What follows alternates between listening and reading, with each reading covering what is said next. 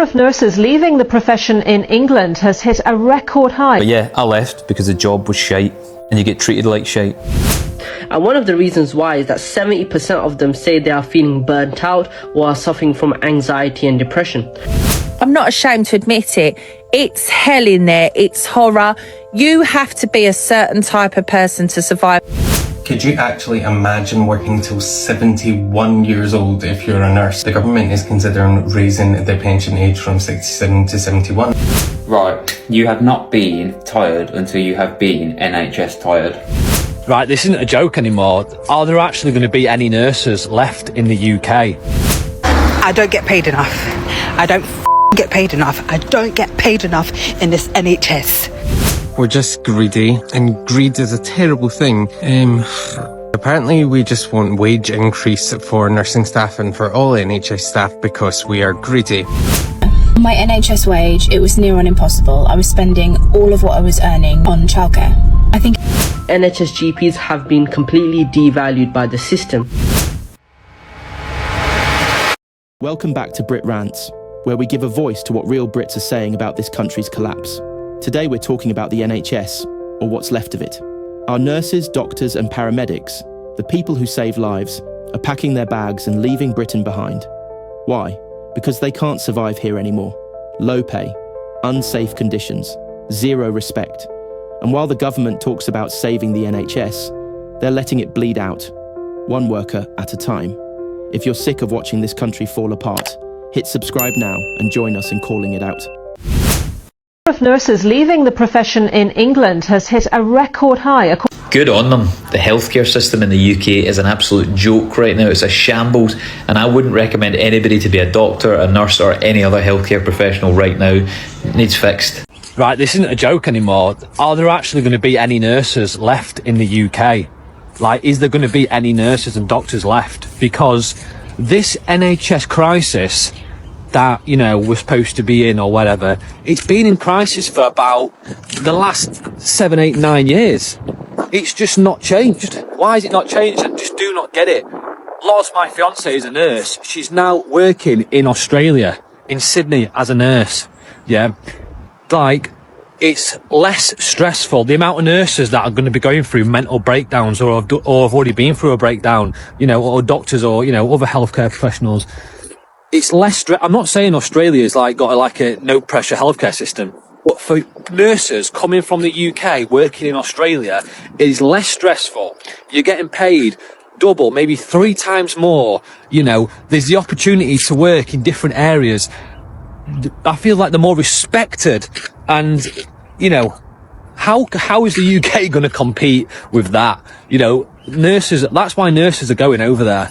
Like, you know, Loz, who's my fiance, you know, has said it's 10 times better, the conditions for working as a nurse, you know, in Australia compared to the UK. And I just don't know what the UK, well, I got my own opinions of what I think they can do to make the healthcare better. But, you know, in terms of any immediate changes happening, I can't see it getting better for years. I just really can't. So, you know, when I see Loz, you know, coming back from work and she's earned a decent wage and it's been, you know, obviously sometimes you have a stressful day, but compared to the UK, it's 10 times better. I'm like, you made the right choice. I don't get paid enough. I don't get paid enough. I don't get paid enough in this NHS. Can you imagine? Can you imagine a client spat at me twice today and threw a maraca at my face? They threw a maraca at my face and hit me right here. As a physio, I did not bank that becoming a physio, I'm going to be spat at and have musical instruments thrown at my face. And you wonder why people are leaving? You wonder why people are leaving? A maraca, you know? Oh, no, you lot are bugging. We're just greedy, and greed is a terrible thing. Apparently we just want wage increase for nursing staff and for all NHS staff because we are greedy. It has nothing to do with the fact we cannot recruit or retain staff. Have you seen the NHS lately? it's kind of falling apart. At the moment, nursing vacancies across the UK are in their hundreds of thousands. 13,000 of our own nurses this year applied to the NMC to get professional certificates to go and work abroad. 9,000 of our internationally recruited nurses are like, sack this, and they're leaving. Us wanting better pay so we can recruit people has nothing to do with unsafe staffing levels, nothing to do with the fact that patient care being given is just not good enough, so much so that it's actually endangering patients. It's nothing to do with the fact corridor care is having to be delivered, which is diabolical, or the fact people are having longer hospital stays and they're developing hospital-acquired infections. Nothing to do with the fact that people are waiting inordinate amount of times for care in A&E. Nothing to do with the fact community caseloads are in their hundreds. Nothing to do with the fact that waiting times to see a mental health team are astronomical. Good luck if you are really struggling with your mental health. So, of course, it has nothing to do with any of that. It's just pure and simple greed. It's nothing to do with wanting to be remunerated fairly for the work we do. And it has nothing to do with the fact that of the OECD countries, the UK actually has one of the worst pays for nurses. Nothing to do with that. £29,384. Here's something that I totally don't get around the whole conversation about NHS workers' pay, and it's why don't we want them to be paid well for our sakes? Worry about money is consuming. Like, I've done it. I have laid awake late at night, doing sums in my head over and over again. But when I did it, I didn't have to save anyone's life the next day. And I'm not for a second suggesting that they are actually letting that distraction get the better of them. I know for a fact that they are not, because they are superior beings.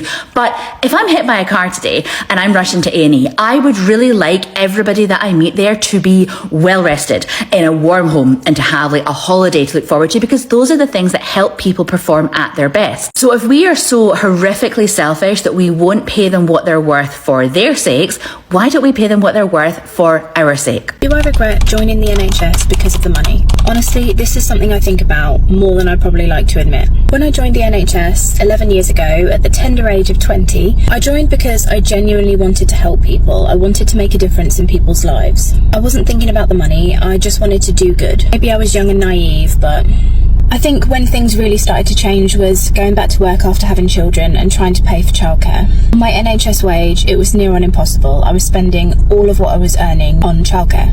I think it's then that I started to realise how badly the system was set up for us. We've struggled financially ever since, even now the kids are both at school.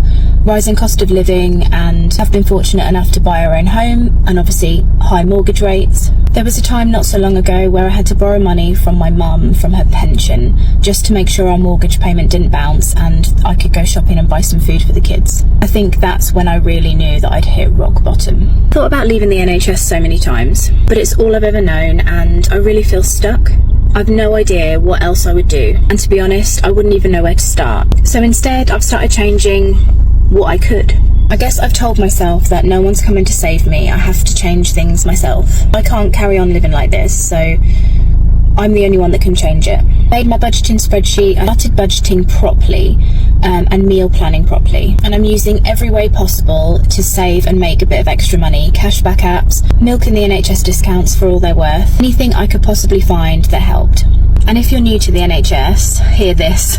Unless you're going to work your way up to management, this really isn't a job that you do for money. My advice would be do bank shifts if you can, use your NHS discounts for everything you can, and never forget why you started the job, because you care. If you're in the same boat as me, my page is here to help, so grab my free money saving tips linked in my bio and start small like I did. I completely get it. You're really not alone. What does the NHS nursing crisis and a colander have in common? Go with me. No matter how much water you pour into your colander is full of holes and the water will drain through it. The colander will never overflow. You're never going to have a full colander. Colander no longer sounds like a real word.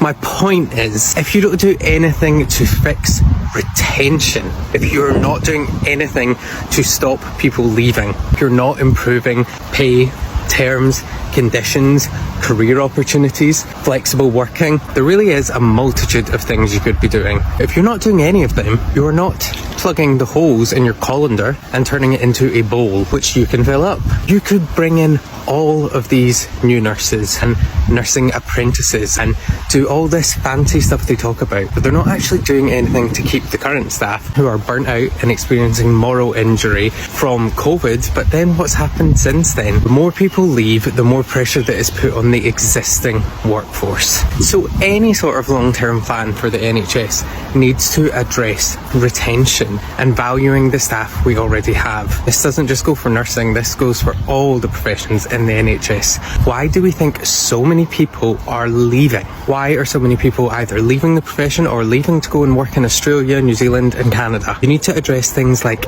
safe staffing ratios. I've seen people here in Australia who, if they had more than 4 patients, would be like, no, not today, Satan. Well, how many patients did you have last time you were on a ward? We used to have 12 patients. 4 would be a delight. Why don't we have that here? That really just is one example. We need clinical supervision and support for our staff. And I don't know, but I think we could be offering them free therapy and counselling. I left because the job was shite. I'm a UK trained doctor and I moved to Australia almost 10 years ago, and I'm going to tell you why. If you've watched my channel for a while, you know I'm pretty brutally honest when it comes to telling you stuff like this. So I'm just going to say it. The job was shite. Absolute shite. Now you might say, Mike, what do you mean by that? You can't just say the job's shit. No, I'm telling you it's shite. I went to university at 17, spent 6 years at uni, did another 6 years of training as a junior doctor to become fully qualified. So that's 12 years in. I was working half my time doing GP work and half my time in the emergency department. And that was me as much training as I could possibly done 12 years in. I was doing 12-hour days, very, very little job satisfaction. I was coming home thinking I hadn't made much of a difference. Shat on from the highest levels. And I realised that was it for me. I'd finished all my training and this is what I had to live with for the rest of my life. And I wasn't prepared to do that. And I was earning about £60,000 a year. I was doing 70-hour weeks. I'm sorry, but that's just not worth it. Not worth the stress of the job, not worth the shit that you have to put up with at work, not worth the effort that you've put in over the whole time frame of your training. Yeah, I was either going to quit or move to Australia, and I moved to Australia, and it has been in far the best thing that I've ever done in my life, and I would recommend it to any young doctor out there or any young nurse. The NHS just gaslights you into saying that you need to get into a job and stick to it. You don't. They would have you back in a heartbeat because they can't recruit anybody. But yeah, I left because the job was shite and you get treated like shite. Then it becomes your decision. Do you put up with that or do you move on? And I think more and more people are learning that they need to move on, and that's a good thing.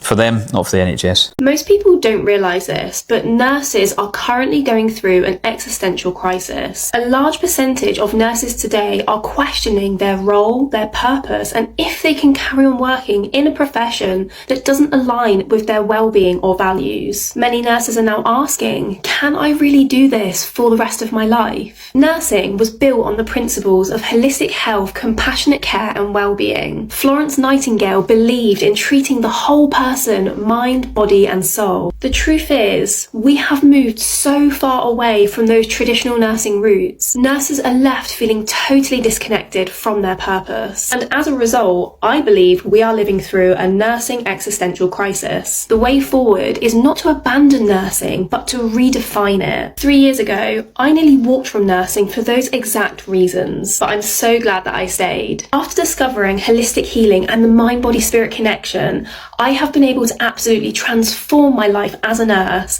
and now I want to share that with you. I'm on a mission to help as many nurses as possible by showing them the one thing we were never taught: how to take care of ourselves. If you're ready to reclaim your power, purpose and well-being, I would love you to join thousands of other nurses in my Mindful Nurses community. It's time to learn how to put yourself first. Right, you have not been tired until you have been NHS tired. Trust me, I've done other jobs, right? I've changed heating systems with my dad, I've changed boilers, very demanding physical jobs, and it still has not compared to how I felt when I came home after a 12-hour shift. I have never come back from any other job before where I've walked through the door, I've got showered, got changed, I go and sit in a chair on the sofa, I do this, I go back like this, and that's it, I'm gone. I'm literally gone. I've actually spent a whole night before just sat up on an armchair like this, just fast asleep. Literally, that's how tired I was. Came home through the door, sat down, closed my eyes, opened my eyes, and I swear to God I had to go back to work. And you know what? Hats off to people who do this and then they go home with kids. And I'm literally like, I have a stressful day at work and I literally get home and I'm just so happy. No offense to people who've got kids, by the way. I'm so happy I'm not walking through the door to kids. Coming home to the dog is bad enough sometimes, let alone coming home to like screaming kids. Oh God. Literally nightmare stuff. I'm literally glad I'm out of it full time because I was knackered. I was literally physically and mentally drained all the time. I'm telling you, NHS fatigue and tiredness is just, it's not a joke. This couldn't have put it any better myself. I love the NHS and I was so passionate for working for the NHS and so proud as well. But do you know when you just feel as though you're putting that much time, energy and effort into something and not really getting anywhere, and you are literally feeling as though you are hitting your head against a brick wall? Well, I just thought, do you know what? I'm going to put all this time, effort and energy into something for myself, for me. And then, you know what? If something goes wrong, I can only blame myself. A new survey shows that 60% of GP registrars, so these are doctors who are going to be GPs soon, have decided that they no longer want to work as an NHS GP. And one of the reasons why is that 70% of them say they are feeling burnt out or are suffering from anxiety and depression. I'm a GP registrar, so I'm going to give you my take on this. I have decided that in the next few months when I qualify as a GP, I will no longer be working as an NHS GP. And one of the reasons why is the workload, that we are expected to see nearly 30 to 36 patients on a daily basis, and that is a lot of stress to be taking on a daily basis. Now, the other reason why I no longer want to be an NHS GP is the fact that NHS GPs have been completely devalued by the system. You have all these additional non-medical roles which are taking away from GPs and taking away a lot of opportunity from GPs. So I don't want to be involved in this system anymore. And my future, I think, is going to be within private practice. I feel like the NHS as a whole is the Titanic. It's a sinking ship. No matter what government comes in, how much money is put in, the system is never going to get better. And I'd rather just not be involved in this. Yes, it is going to be bad for the general public because this is the only system that we have. But being honest, you have to put your health and your well-being in front of all of this. Because you see the number of doctors who are suffering from depression and mental health issues as a result of their job, and it's just not worth it. How much does a nurse really take home in the UK? You might be surprised. So entry-level RN salary in the UK starts at £29,970 per year. However, the average RN salary is around £34,000 per year. The estimated tax rate for nurses is about 23%, including national insurance and income tax. That means your monthly take-home pay will be roughly £1,930 for entry-level nursing and £2,180 for experienced nurses. From a cost of living perspective, with the average rent for a one-bed apartment in the city centre being £1,288, nurses may feel financially stretched in the UK. The UK offers stable employment, but saving potential is limited, especially in big cities. Follow me for more real nurse salary breakdowns by country. Could you actually imagine working till 71 years old if you're a nurse? The government is considering raising the pension age from 67 to 71, so Gen Xers, Millennials and Gen Zs, we are going to truly be shafted. Nursing is such a physically demanding role and mentally and emotionally demanding role, but when you enter your 70s, many things happen to the body that are going to make nursing even harder. Your brain actually literally shrinks as you get older, meaning your reaction times will decrease, meaning you can forget the names of things. Not ideal for nursing. Also, as you get older, you're more at risk of Alzheimer's, dementia. You lose physical strength, your joint mobility decreases, your muscles have less strength, muscle mass decreases, and your tendons get more stiff. So how you're going to be lugging patients about doing all that moving and handling at 71? I don't know. Your immunity also decreases. So if there are people in with infectious diseases, even if you are giving it the best hand hygiene in the world, you're going to be more susceptible to get infections. And worst of all, as you get older, your urinary tract changes and the length of time you can hold in urine significantly decreases. And we know nurses have the bladders of a camel and can barely go to the toilet at the best of times. So all these things are physically happening to the body. My mum's generation of nurses used to be able to retire at 55. I just think it's ridiculous. They also had a significantly better pension. So do you really want to work until you're 71? Because I sure as heck don't. Not gonna lie, yeah. If you're a nurse and you work in the NHS, congratulations to you, innit? Congratulations. Because not gonna lie, being a nurse in the NHS is not for the weak. It's currently 7:15 and I'm supposed to start work at 7:45. Finish work at 6, get home for 7. I've only been qualified for 2 years and I'm drained. I'm ready to quit. I don't know how people manage to be working in the NHS for so many years, but I've only been qualified for 2 years and I'm already tired. I work 10 to 12 hours a day, 4 times a week. I wake up at 4-5 o'clock in the morning. I leave my house at 6:30 in the morning because it takes me like an hour to get to work. I do all those hours to get a chicken change at the end of the month after the government has to chop my money. I feel drained mentally, physically. I am done. I always wanted to become a nurse because I've always been the type of person that wanted to help people. 6 months after I qualified, I realized that this wasn't for me. Ask me why I stayed for another year and a half. Really and truly, congratulations to those who are still persevering. The hours that we're doing for the pay that we're receiving, it's crazy. And it's funny how I'm working 10 to 12 hours a day, 4 times a week, and I don't really have time for myself. Even in the weekend, sometimes you even feel like you have to do overtime because the pay being so crap. This is not my destiny. This cannot be my destiny. This cannot be my destiny. I pray to God every single day to send me a sign because I just can't do it. But anyways, to all the nurses out there, I'm proud of you. Keep going and don't settle for less. I don't know if you have noticed, or maybe it's just me, but quite a number of people are leaving nursing. And it has become very concerning because I do not know why. I've spoken to about 4 persons and 4 different persons from different places, and they're just like, I've had enough, I am leaving. I'm like, what's going on?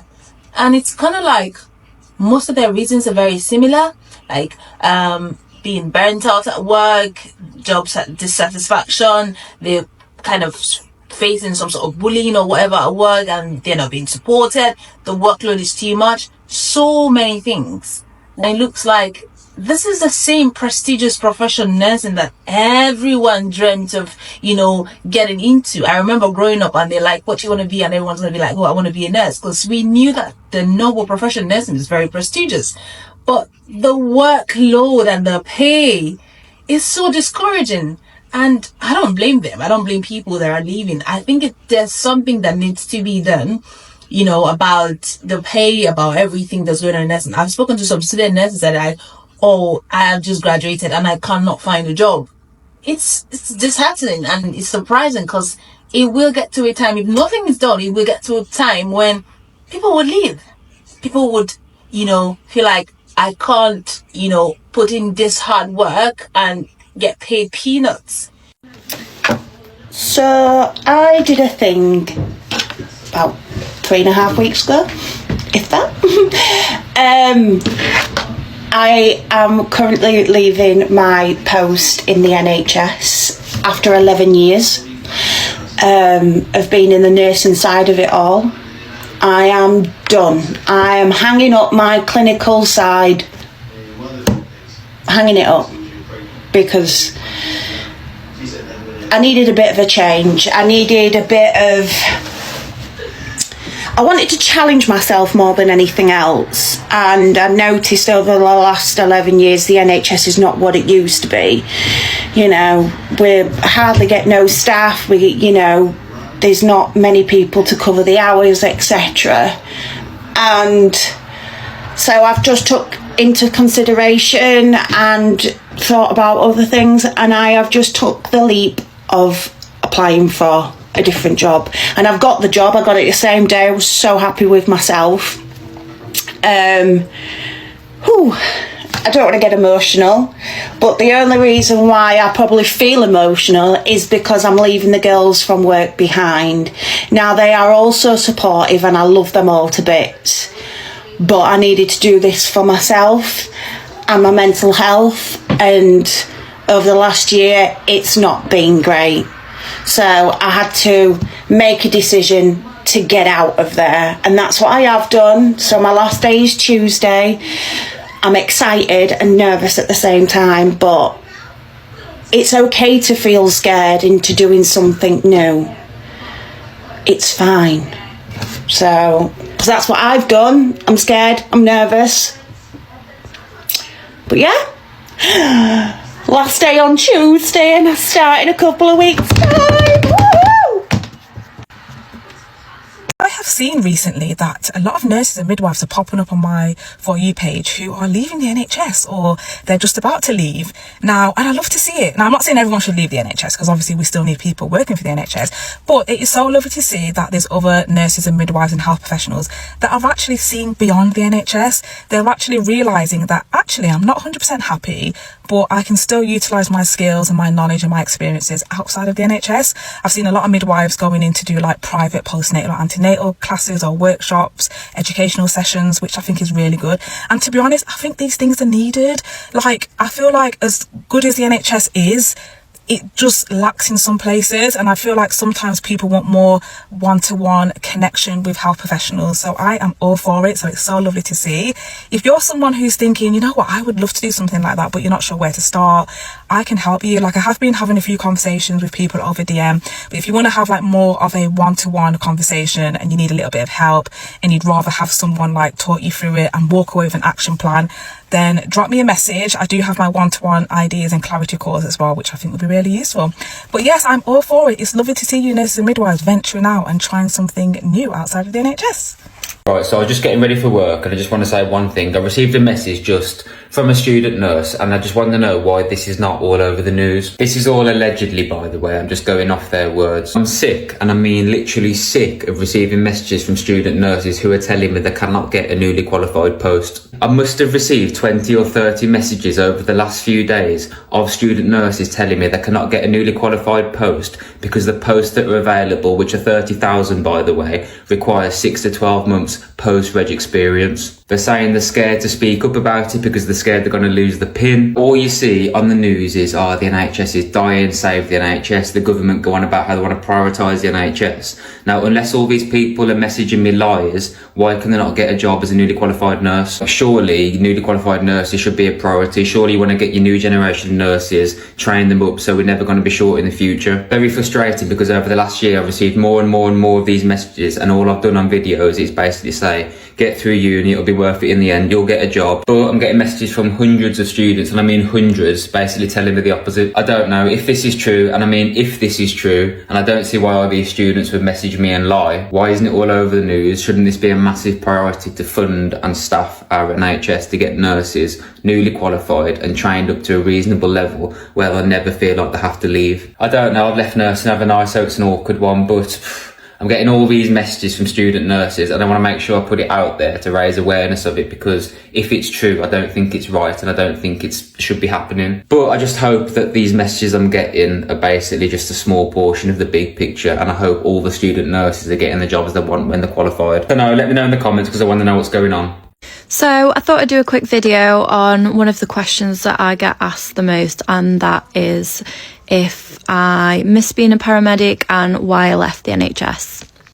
So to answer why I left the NHS, I think the shortest and simplest answer is trauma. I think I consider myself quite a resilient person, especially the things I've seen over the years. I'd like to think that I am quite resilient when dealing with trauma. However, when you're dealing with trauma day in and day out, it does take a toll on the human body. And I think, you know, paramedics, we do tend to bury our head in the sands and, you know, think we're okay. And then eventually it all builds up and you can start to become symptomatic of the things you've seen and what you've dealt with. I think for me, I had, you know, it wasn't an easy decision. It was very, very difficult. Something that I'd studied and worked for, you know, through university, wanted to be my whole life. It almost became my identity, putting that uniform on in the end. You know, to give that up and to leave everything I'd known, it was a difficult decision. But in the end, I had to put my mental health first. And I knew that I'd tried therapy, you know, I'd tried changing my hours. I'd tried having a break, coming off the ambulances for a bit, and none of that was working. So for me, in the end, I made the decision to hand my notice in and leave. I think the combination, you know, of what you do deal with on top of the long hours, which, you know, minimum of 12-hour shift, days and nights, 60-hour work weeks, all of that combined really does test you. Do I miss being a paramedic?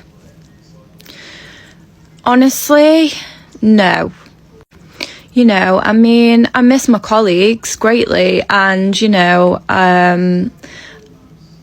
it's very rewarding at times, but overall I'm so much happier and healthier now, and, you know, I've got so much free time. My work-life balance is amazing, and it was the scariest decision leaving, but it was also the best decision for me. I think it's an amazing job and I never regret doing it. You know, it opened my eyes, and it makes me grateful every day, and I'm blessed.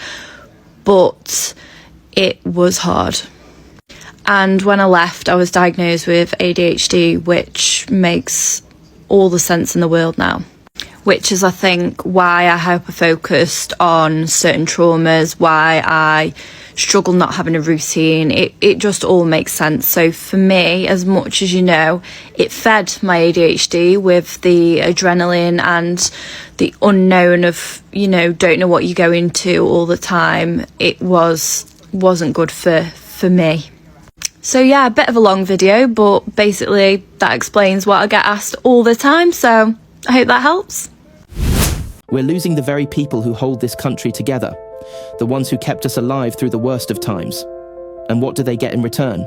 Low pay, broken promises, a government more interested in clapping for the cameras than fixing the mess. If this keeps up, there won't be an NHS left to save. The nurses, the doctors, the paramedics, gone. Hospitals understaffed, patients dying on waiting lists, families left to suffer while politicians argue and do nothing. Is this really the future we want for Britain? A country where we can't even look after our own? If you're as angry as we are, don't stay silent. Hit subscribe, smash that like button, and join the rant.